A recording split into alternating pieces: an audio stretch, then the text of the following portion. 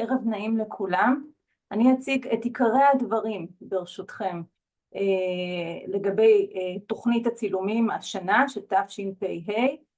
ראשית כל הנושא יוקדש לנושא האנרגיה, וכל המידע שכעת אנחנו נעניק מלבד סעיף אחד חשוב הוא רלוונטי ליסודי ולחטיבות. אז קודם כל בגדול הרעיון הוא שהצילומים מאפשרים לילד להביע את עצמו בצורה מאוד מאוד ייחודית, אישית, מקורית ויצירתית. יש גם היבטים של יצירתיות ששזרנו בתוך המכוון, ובעצם אני ככה מקדמת את זה, הכל יהיה לרשותכם נגיש כמו שציינו איריס וגלית. למעשה בנוסף למסלול המסורתי שנהנינו ממנו שנים, שהוא תצלום דרך הנייד, בין אם מדובר בתמונה אחת יחידה או קולאז', כשקולאז' הכוונה היא לרצף של תמונות שמביעות רעיון, שמביעות תהליך, שמביעות התקדמות. אנחנו הוספנו השנה עוד שני מסלולים שניתן להגיש בתוך תוכנית הצילומים. הראשית הוא עבור התלמידים והתלמידות העיקריים שמאוד אוהבים לאייר, לצייר ולאייר, הם יכולים להגיש לנו תצלום של אותו איור.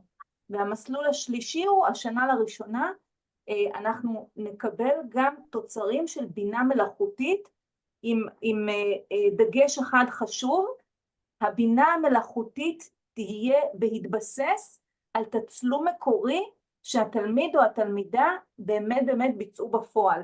כלומר לא להגיש לנו בבקשה תצלום שהוא כל כולו תוצר של בינה, אלא התלמיד יצא לחיק הטבע או בתוך הבית, צילם תמונה שהיא בהשראת האנרגיה שמבטאת אנרגיה, המרות אנרגיה, וכאשר התמונה הזאת נתנה לו השראה, הוא מייצר בעצם תצלום דרך הבינה.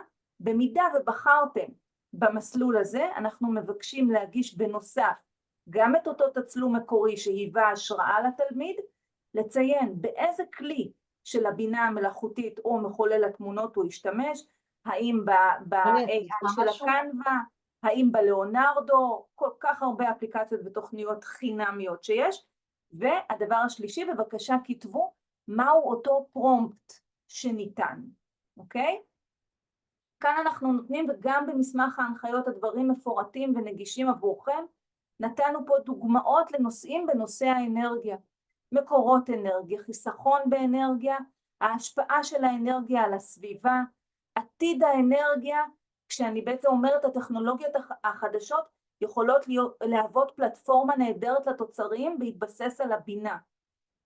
המורות אנרגיה, האנרגיה בחיי היום יום, ולזה אנחנו מתכוונים כשאנחנו אומרים שהמסלול, התוכנית של הצילומים, מאפשרת לתלמיד בעצם להביע את האנרגיה כפי שהיא נתפסת בעיני רוחו בבסיס יומיומי.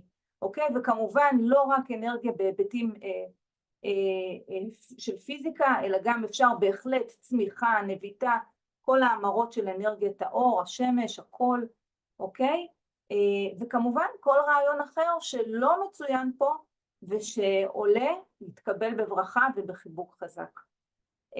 בדומה לשנים הקודמות אנחנו ממשיכים לתת את הדגש על ההסבר המדעי, היקף של 10 עד 15 שורות, 3 תמונות ליסודי, 3 תמונות לחטיבה לשיקול דעתכם של בתי הספר והממונים.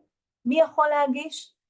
או יחיד, או בזוג, או בשלשה. בבקשה לא לפנות לממונים ולבקש יותר משלשה, כי זה בעצם המספר שעד אליו ניתן להגיש.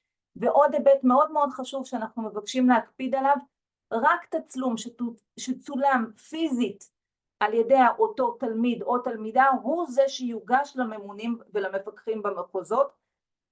מאוד מאוד מבקשים לשים על זה דגש. יהיו לכם במסמך שהכנו גם קישורים ישירים לדוגמאות לכתיבה של הסברים מדעיים, ולדוגמאות לתצלומים שעלו והוצגו במסלול הארצי של תשפ"ד.